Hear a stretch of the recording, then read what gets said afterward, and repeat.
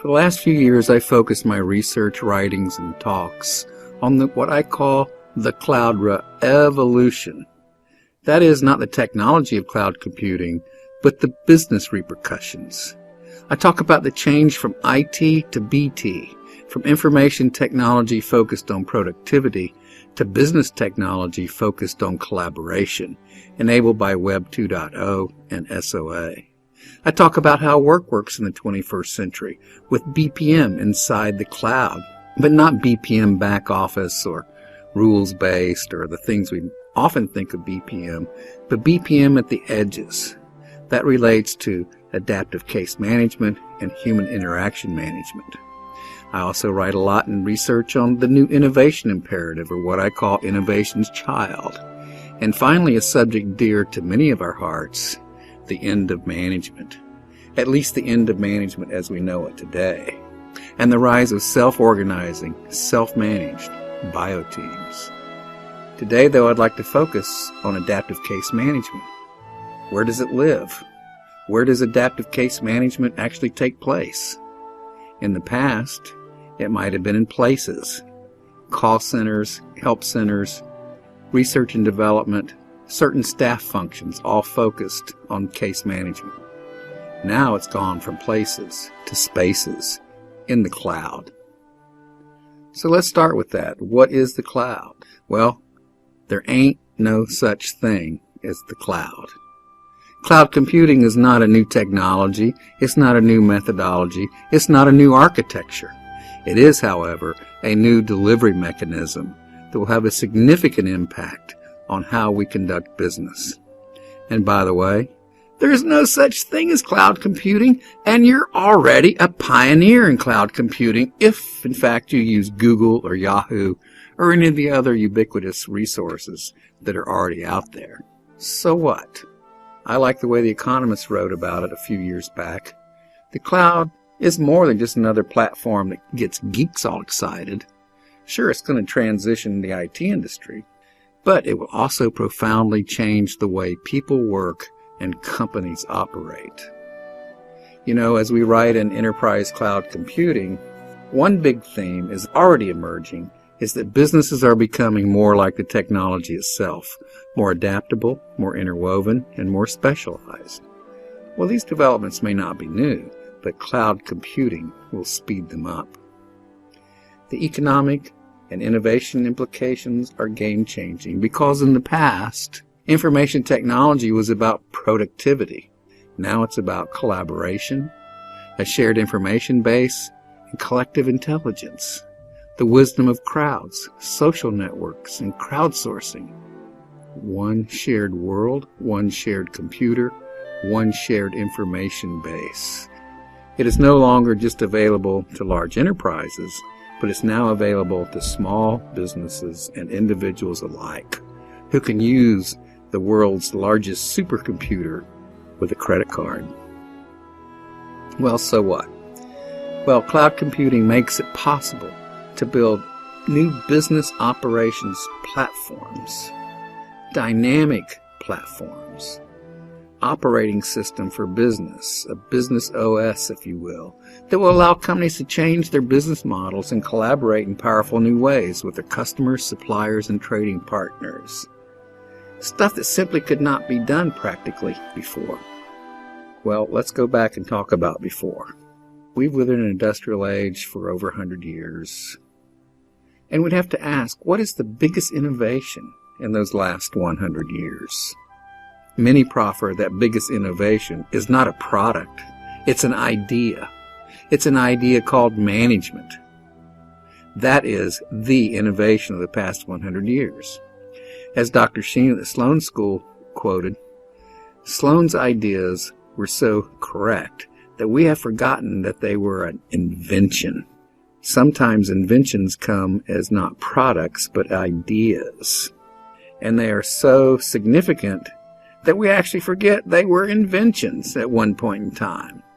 From Frederick Winslow Taylor to Alfred Sloan, and this guy named Peter Drucker, who spent 2 years with Sloan studying the insides of General Motors, they have created the basic DNA of what we call today management.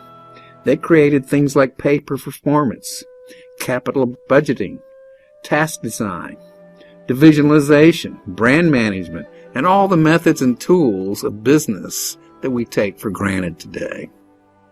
As Professor Gary Hamel wrote, the problem they were trying to solve was how do you turn the human beings into semi-programmable robots? How do you make the farmhands from the agricultural age and the housemaids and the craftspeople to show up on time and tend to machines to do the same thing over and over and over again? Well, change. Big change from agricultural to industrial age. But now change itself has changed, and changed utterly. How much change have you seen in your lifetime? Well, this year, Walter Bruning, at 114 years old, finally passed on. But he was 8 years old when the Wright brothers fired up that first powered flight. Well, the thing about change is, if you look at the bottom of this graph, it's linear. We like that. It's gradual change. Humans love gradual change. They can think about what they're doing next Monday morning. But suddenly change reaches the knee in what's called an exponential change curve. Right now, unlike 100 years ago, in many facets of our lives, of our work, of our society, are being affected by exponential change. Just think of the number of internet connections, the amount of data out there, the number of mobile devices, the advances in biotechnology and pharmaceuticals. Just think of social networks, where Facebook, if it was a country, would be one of the most populous countries on the planet. Well, it's interesting what can happen in one lifetime. I'm pictured here with Dr. John Vincent Atanasoff in 1981. Who is he? He's the inventor of the electronic digital computer. Now, I'm not that old, but look at the change I've seen in my lifetime. You know, it's amazing. If you go back to 1950s, what we see here is a 1-ton hard drive being loaded into a Pan American's Airlines. Remember Pan American? It's to be installed in the IBM 350 Ramac, their first supercomputer. And by the way, that hard drive contains 5 megabytes of storage. Well, change. If we go back to the original assumption of what our management gurus taught and laid down, that's in the fabric of our enterprise, the problem today is, how do you make today's workers not do the same thing over and over and over again when change happens? How do you turn workers into creative problem solvers when each situation, when each case is unique, when new information is uncovered, when not best practices, but next practices are needed? Well, we're now today talking about creative destruction 2.0. We're talking about what happens in the world of global extreme competition when industry incumbents are now subject to competition from around the planet. We're moving from brawn to brains as the key capital resources. We're moving from knowledge management to new knowledge creation, from an innovation to setting the pace of innovation, from R&D labs to open innovation. That is, from inside-out innovation to outside-in innovation. We're moving from knowledge worker staff, those MBAs, those R&D researchers. We're moving from knowledge workers as a staff function to everyone being a knowledge worker throughout the enterprise. Well, let's look at some of these big shifts. You know, if we go back to 1800, 90% of the U.S. employment was based on agriculture. 4% was based on services. Today, go down to the year 2000. 2% is based on agriculture and 70% on services in 2000. But if we go up to the year 2010, according to an IBM research report, approximately 80% of employment in the U.S. is related to delivering services. And by the way, it's not just the U.S., it's most advanced nations, the United States, Germany, China, Russia, Look at these charts. We're seeing this huge shift from agriculture to industry to services. Well, what is a service process? A service process is a series of states that involves decision-making and experiences of the customer. The customer is a co-producer of value. Services represent unique challenges. They are complex. Each transaction is itself a new product. Services also contain both usability and emotional components. If we look at the characteristics, intangibility. There may be some combination of both tangible and intangible results from the process. Heterogeneity. Outcomes vary from one knowledge worker to another in the interaction with the customer. Simultaneity. Production and consumption coincide. We're talking about complex adaptive systems. And remember the bullwhip from supply chain where you had safety stock? No. When we're delivering services, it's all about perishability. The services are consumed immediately. They can't be stored. You can't have safety stock. Once the event or time has passed, the opportunity is gone forever. Well, let's talk about the radical innovation we need. We've had 100 years of the DNA from our godfathers of what is management. But let's talk about management innovation, of moving from command and control to connect and collaborate. And by the way, when you do this, that doesn't mean throwing out all the controls. It doesn't mean chaos. It means that transparency across the entire value chain becomes the invisible hand of management control. And I'm not kidding. In my book, Cloud, I describe what's happening at Whole Foods. The produce manager in my local Whole Foods market, he's in charge of who gets hired. Or he and his team, excuse me. They are in charge of what to order and when. If we look at Right Solutions, another case study we look at, Right Solutions wants to bring innovation in, and the way they do it is through an internal stock market. But instead of being mutual funds, it's mutual fun. They issue dollars throughout the company, fake dollars, and then people can propose IPOs on new ideas. And then those who throw their dollars at it, suddenly that IPO could become a reality. And the people submitting the ideas become part of the team and part of the reward structure for taking that idea to market. We see in India a $6 billion IT company called HCL. Their whole theory is employees first and customers second. At HCL, they use what's called reverse accountability. Every employee rates their boss and their boss's boss, and all those ratings are published online. In addition, any employee who disagrees with a decision can fill out a ticket. Here's my complaint. And the tickets are visible. They're transparent to the whole organization. And a particular ticket can only be closed by an employee. Any ticket that doesn't get closed within 24 hours is escalated to the next level of management. These are some of the upside-down pyramid structures that companies are using. And when it goes to innovation, it's no longer the R&D lab. IBM conducts innovation jams, where they bring sometimes hundreds of thousands of people together in Second Life and actually tease out a number of proposals, some of which finally get filtered down and are acted on.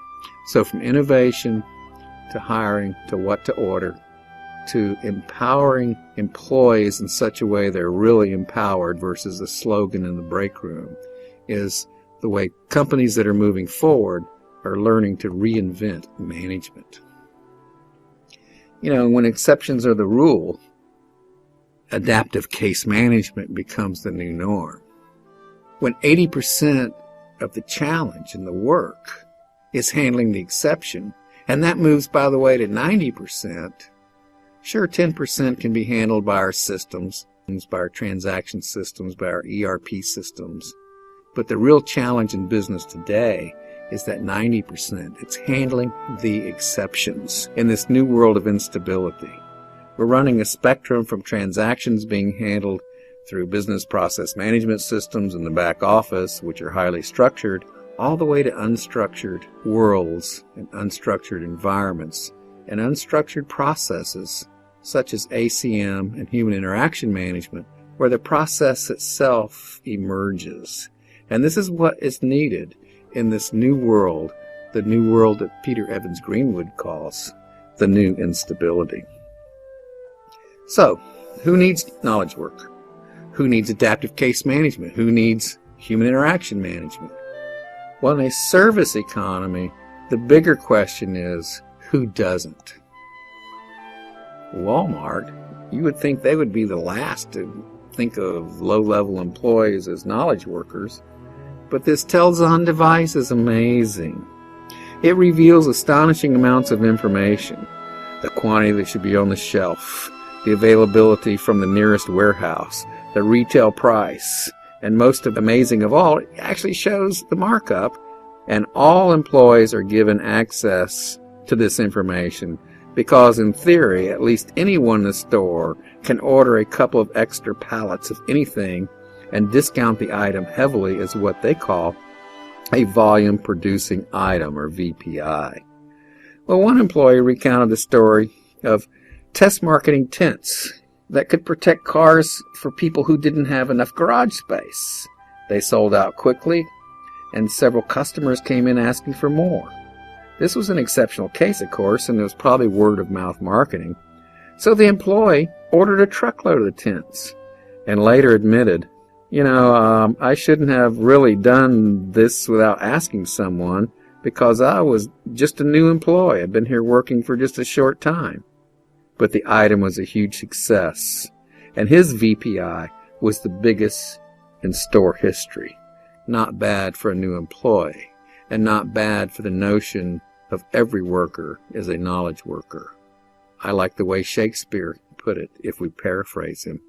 All the world's a case, a unique case, and all the men and women merely players. They have their exits and their entrances, and one man in his time plays many parts. Whoa, what's the future of adaptive case management? Well, where's the world of business going? Where are they talking about you? It's in social networks. They don't go to your website. That's the last place they go. They go out and talk about your products and your services.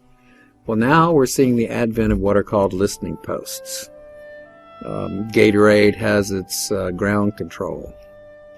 Dell has its ground control. There are listening posts going out to social networks to see how people are talking about them. Then they push them through very powerful predictive analytics. And today, what's happening, a case comes out of the network, the social network. And that's handled as a case, just like solving a customer's problem of hooking up their new TV or their new cable service. We now have cases that exist in social networks. And through technologies known as persona management systems, our case management becomes a form of automation, going back into those networks, unleashing in many cases sock puppets, trolls, and drones. Now, this is not something imaginary. Even the U.S. Air Force has adopted persona management systems to go out and shape the dialogues going on in social networks across the globe. So the bottom line, moving from information to business technology, the one key point is business technology is centered on the interactions of people and not the interactions of computers. So we're looking at a brand new IT stack. We're going to continue to have our legacy business systems at the bottom, systems of records, things handling our accounting and transaction processing. But we're also going to move into a new modern infrastructure in the cloud of platform and software as a service. We're going to be integrating legacy systems through service-oriented architectures. Then we're going to move to business process management of many flavors. There's good old-fashioned workflow. That's how we get transactions done and move things around and rules kick in. But the adaptive case management is a new area. And probably encompassing all of this, you could talk about human interaction management, because it's more, in many cases, than just managing a particular case. So at the top of the stack, next generation business systems will be built for change. They will be systems for people and they will be process-oriented systems, whether they're simple transactional processes or whether they're adaptive case management. So the bottom line is, the wow about cloud computing is not about on-demand IT. It's about on-demand business innovation. This is the new house we have to build. Our forefathers had created this invention called management. They built something where there was nothing before. This is the house we need to build today. This is the architecture of the future. At the bottom, we're still going to have our information technology, our legacy assets and current business operations.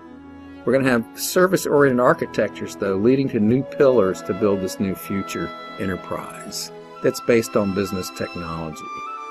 We'll need to master the architectures for dealing with social networks, demand supply chain, business networks. It's no longer monolithic supply chains. We're talking business networks, business rules management, next generation analytics, capability management to balance out innovation management, where we're dealing with weak and strong ties to create the future that doesn't exist today. It's not so easy to take those who built today and say, forget everything you learned. The unlearning is the hard part. We need something new. So when innovation management is brought in as a process, it must be balanced against capability management of the entire enterprise. So we end up with then dynamic, event-driven business process management with adaptive case management and human interaction management. That's the fundamentals of the new business architecture and mastering the unpredictable. So where are we? We better lead, follow, or just get out of the way, because yesterday it was the internet that created a huge disruption as we move from the industrial age to the knowledge age. Today it's the inner cloud, interoperating clouds from multiple companies and beyond to social networks. So I'll just leave you with one thought. What can be done in the cloud will be done. And that thought is actually a question. Will you be the doer or the one done in? We can turn back to Peter Drucker for a little advice that's still current today. The best way to predict the future is to create it. Thank you.